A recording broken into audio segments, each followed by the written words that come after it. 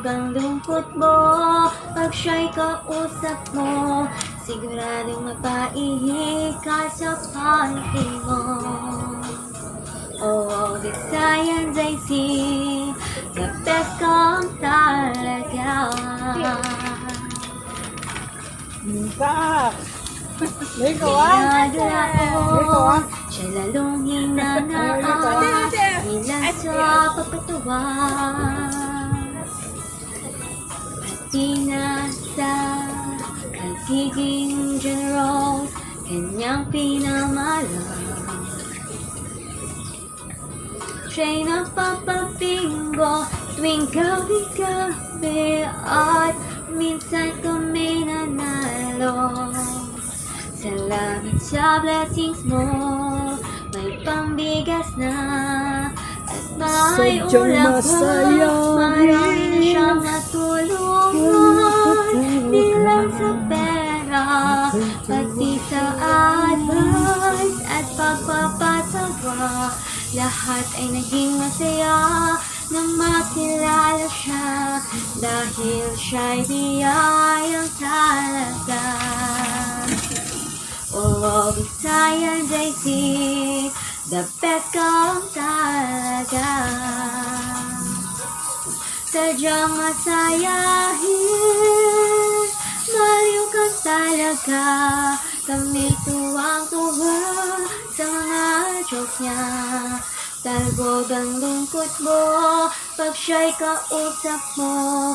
Siguradong mapaihi ka sa panty mo.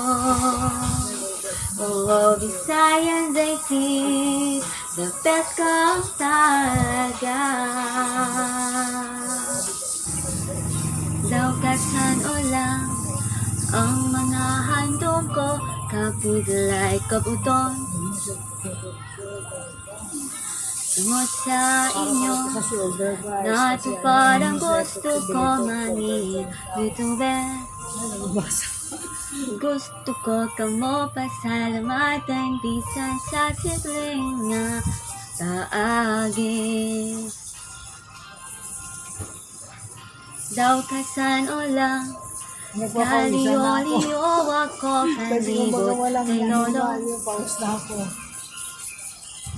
Tungod sa inyo, na monetize kag artista na ako.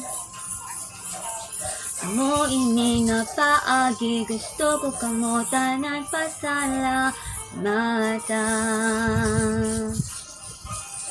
Natigulan kung maagi lang ako, pero may isang legacy na ibili sa inyo.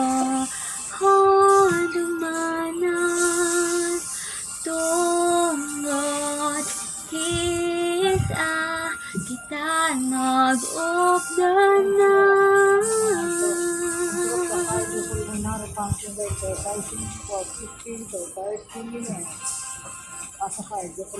Daukasan ula, wala pa ako kilala kag mga amiga.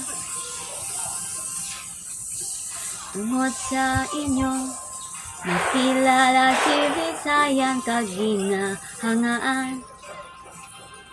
Tungod sini gusto ko kamo nga itrato nga suot nga mga abyan. Natigulan kung maagi lang ako, pero may isang legacy na ibili sa inyo. Kung dumanas tungod kisa kita nag-ugdanan. Matigulan kung maagi lang ako, pero may pati guys, okay na yung chan ko. Hindi na ba guys yung nasakit. Kasi nung pagkatapos yung mukha ng Sabado ng gabi, tapos yung linggo, full day.